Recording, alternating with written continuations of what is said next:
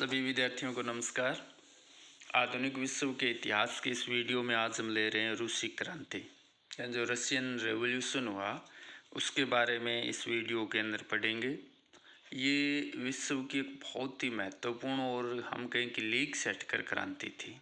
Leak set कर क्रांति से तात्पर्य ये है कि इस क्रांति के अंदर सबसे पहले संसार में जो मजदूर वर्ग है और जो गरीब किसान तबका है उसने बढ़ चढ़ करके भाग लिया था और उन्हीं के प्रयासों से इस क्रांति का आगाज़ है वो रशिया के अंदर हुआ और फिर अंततः परिणाम भी उन्हीं के पक्ष में रहे और एक तरह से संसार में सबसे पहले मजदूरों और किसानों के नेतृत्व वाली सरकार का गठन हुआ था। जैसा कि कार्ल मार्क्स इस दिशा में बड़े प्रयासरत थे और वो पूंजीवाद के विरोधी और साम्यवाद के पोषक थे, तो उनके आइडियोलॉजी और उनके विचारों को रूसी क्रांति के माध्यम से ही सबसे पहले परिणित होते हुए देखा गया।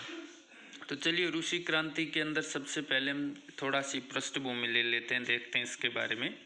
1917 की जो रूस की क्रांति है वो विश्व इतिहास के सबसे महत्वपूर्ण घटनाओं में से एक है। इसके परिणाम स्वरूप रूस से जो जार, रूस के शासक को जार बोला जाता था और उस समय रूस की क्रांति के समय जो शासक थे वो थे जार निकोलस सेकंड। तो जार का जो स्वेच्छाचारी शासन है उसका अंत हुआ तथा रूसी सोवियत संघात्मक समाजवादी गणराज्य की स्थापना हुई। यानी इसकी समाप्ति के बाद रूस को RSSR के नाम से यानी Russian Soviet federative socialist Republic के नाम से जाना जाने लगा। इस क्रांति के मुख्य रूप से दो भाग थे। एक क्रांति मार्च 1917 में हुई तथा दूसरी क्रांति है वो नवंबर या अक्टूबर और नवंबर 1917 के अंदर हुई थी।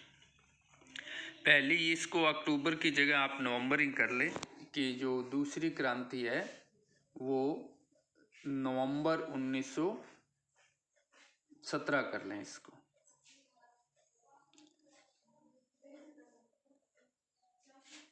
और पहली क्रांति के फलस्वरूप जो मार्च 1917 में हुई को सम्राट को पदत्याग के लिए विवश होना पड़ा तथा एक अस्थायी सरकार का गठन रूस के अंदर किया गया।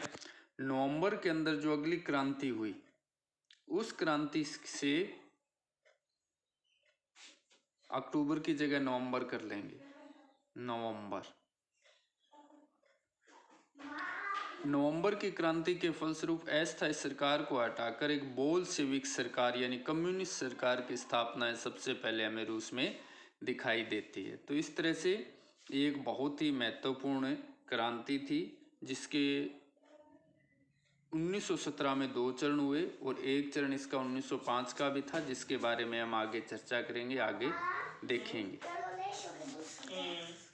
रूस की क्रांति का महत्व न केवल यूरोप के इतिहास में वरन विश्व के इतिहास में है। जिस प्रकार 18वीं शताब्दी के इतिहास की सबसे महत्वपूर्ण घटना फ्रांस की राज्य क्रांति को माना जाता है, उसी प्रकार 20वीं शताब्दी की सबसे महत्वपूर्ण घटना है वो रूस की 1917 की बोल्शेविक क्रांति को माना जाता है। रूस में सामाजिक समानता उसका नितांत अभाव था। इस समय रूस का समस्त समाज तीन विभिन्न श्रेणियों में विभक्त था जिनमें आपस में किसी भी प्रकार की सद्भावना विद्यमान नहीं थी। वे एक दूसरे को अपने से पूर्णतया भिन्न और पृथक समझते थे। जैसे प्रथम श्रेणी में कुलीन वर्ग आता था, इसको राज्य की ओर से बहुत सारे अधिकार प्राप्त थे। द्वितीय श्रेणी के अंतर्गत उच्च मध्यम वर्ग आता था जिसमें व्यापारी, छोटे जमींदार, पूंजीपति सम्मिलित थे। और तीसरे वर्ग के अंतर्गत वो आते थे जो गरीब तबका था जिसमें कृषक था, अर्धदास कृषक थे, श्रमिक थे। इसके साथ राज्य तथा अन्य वर्गों का व्यवहार है वो बहुत ही अमानुषिक था इस तृतीय वर्ग के प्रति। जार निकोलस सेकंड है वो पूर्ण निरंकुश तथा स्वेच्छाचारी शासक था। यह जनता को किसी भी प्रकार का अधिकार प्रदान करने के पक्ष में नहीं था। तो जो शासक थे उस समय वो जार निकोलस सेकंड थे और जार निकोलस जो सेकंड है वो एक तरह से आप कह सकते हैं कि पूर्ण स्वेच्छाचारी शासक थे जो जनता को किसी भी प्रकार के अधिकार प्रदान करने के पक्ष में नहीं थे। तो समाज के अंदर ये जो तीसरी श्रेणी है या जो ये तीसरा वर्ग है ये बड़ा ही अपेक्षित वर्ग था और इसके साथ जो शासक वर्ग के द्वारा भी अमानुष व्यवहार ज़्यादातर किया जाता था और ज़्यादातर अधिकार है वो इस प्रथम श्रेणी के जो कुलीन वर्ग है उन्हीं के हाथ में थे। तो इस तरह से समाज के अंदर समानता नहीं थी, इसका नितांत अभाव है हमें रूस के अंदर दिखाई देता है। अब हम कारणों की चर्चा कर लेते हैं। तो सबसे पहला जो कारण है उसको हम कहेंगे निरंकुश राजतंत्र व स्वेच्छाचारी शासक। रूस के अंदर जो शासक है वो एक तरह से पूर्ण रूप से निरंकुश यानी जिस पर कोई अंकुश नहीं था, जो अपने आप में सर्वेसर्वा था और जो देवीय सिद्धांत पर आधारित था। देवीय सिद्धांत से तात्पर्य है कि शासक का जो नियुक्ति है एक तरह से वो ईश्वर के द्वारा होती है, ये ईश्वर का प्रतिनिधि है और चूंकि वो ईश्वर का प्रतिनिधि है इसलिए जनता को शासक के आदेशों की आंख मूंद कर पालना करनी चाहिए और जनता का ये कहीं भी अधिकार नहीं है कि वो शासक को कुछ कह सके या शासक के आदेशों की अवहेलना कर सके, यानी वो तो एक देवताओं के द्वारा एक तरह से नियुक्त है। तो जिनका संचालन कुलीन वंशानुगत सामंत वर्ग के माध्यम से किया जाता था। नौकरशाही वंशानुगत भ्रष्ट थी तथा जनता का शोषण करने वाली थी। जार निकोलस फर्स्ट के शासनकाल में ये निरंकुशता अपने चरम पर पहुंच गई थी, फलतः जनता के अंदर असंतोष था, सामाजिक आर्थिक विषमता भी थी। फ्रांस की तरह यहाँ भी सामंत जिसकी चर्चा अभी हमने की है, पादरियों के विशेषाधिकार युक्त वर्ग था और किसान और जो मजदूर है वो अधिकारहीन वर्ग थे। इनके मध्य अत्यंत तनाव व्याप्त था। इस सामाजिक आर्थिक विषमता के विरुद्ध असंतोष देखा गया और किसानों की स्थिति है वो बड़ी ही दयनीय थी। अगला अगर हम देखें तो सबसे पहले किसानों की दयनीय स्थिति के बारे में भी चर्चा कर लेते हैं। रूस में सर्वाधिक संख्या में किसान मौजूद थे किंतु उनकी स्थिति अत्यंत दयनीय थी। भूमि का 67% हिस्सा है वो किनके पास था? सामंतों के पास था।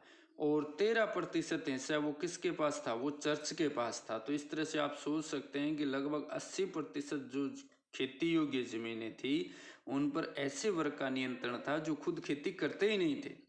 किसान खेतों में मजदूरों की तरह कार्य करते थे। हालांकि वर्ष 1861 में रूस में दास प्रथा का उन्मूलन हो गया था किंतु व्यावहारिक रूप में अभी भी ये दास प्रथा मौजूद थी। इन सबके चलते किसान व मजदूर वर्ग में विद्रोह की भावना को जन्म दिया जिसके परिणाम स्वरूप यह क्रांति हुई।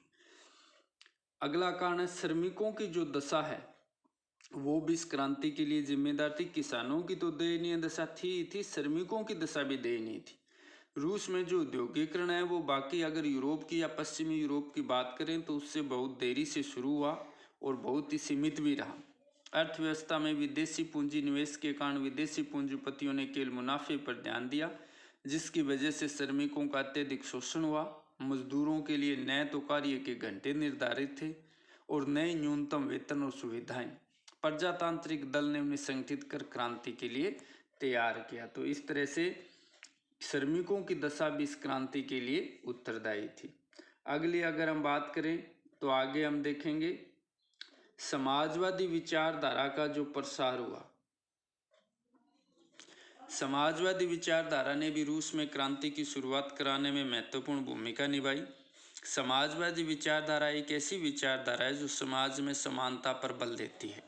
इसका कहना है कि समाज के जो उत्पादन और वितरण के संसाधन हैं उनके ऊपर समाज के सभी लोगों का बराबर हिस्सा होना चाहिए।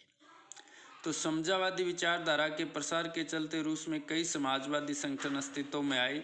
समाजवादी क्रांतिकारी दल इसने कृषक हित के मुद्दों पर आवाज़ उठाकर लोकप्रियता हासिल की।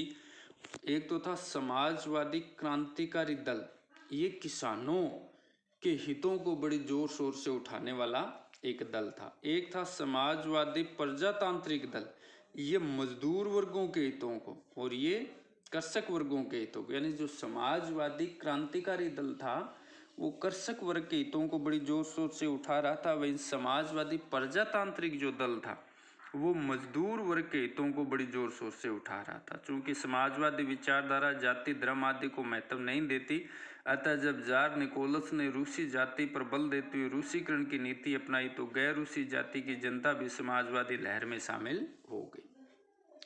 इसके अलावा इस क्रांति का आगाज करवाने में बौद्धिक जो व्यक्तित्व है या जो बड़े बड़े विद्वान और स्कॉलर थे रसिया के, उन्होंने भी इस क्रांति को करवाने में या शुरू करवाने में महत्वपूर्ण भूमिका निभाई। जैसे गोर्की है, लियो टोल्स्टॉय जैसे जो विचारक और लेखक है, इसने रूस की जनता को जागरूक करने के महत्वपूर्ण कार्य किए। गोर्की की जो पुस्तक है द पहर, पुस्तक के माध्यम उसने लोगों में राष्ट्रवादी भावना भरी।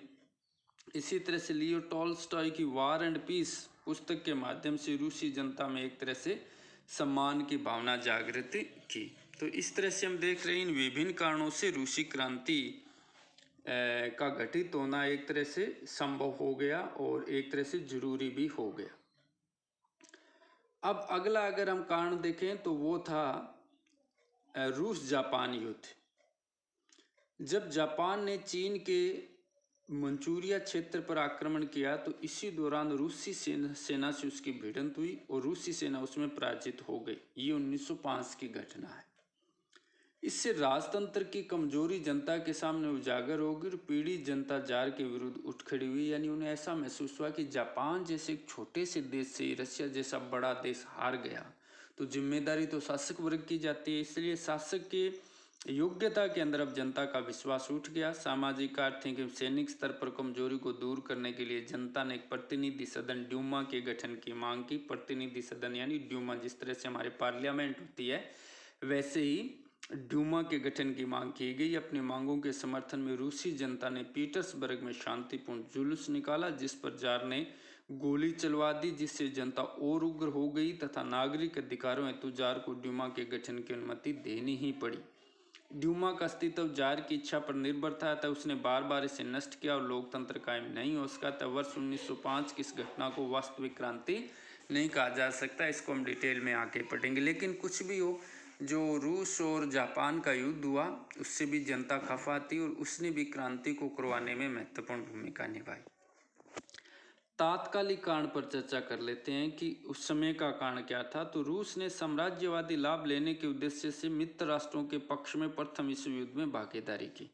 इसके चलते उसे निम्नलिखित समस्याओं का सामना करना पड़ा। जैसे रूस ने बड़ी मात्रा में सैनिकों की भर्ती तो की परंतु पर्याप्त मात्रा में हथियार उपलब्ध नहीं करवा पाई, नए सैनिकों को वेतन दिया जा सका। इससे सैनिकों में असंतोष बढ़ गया।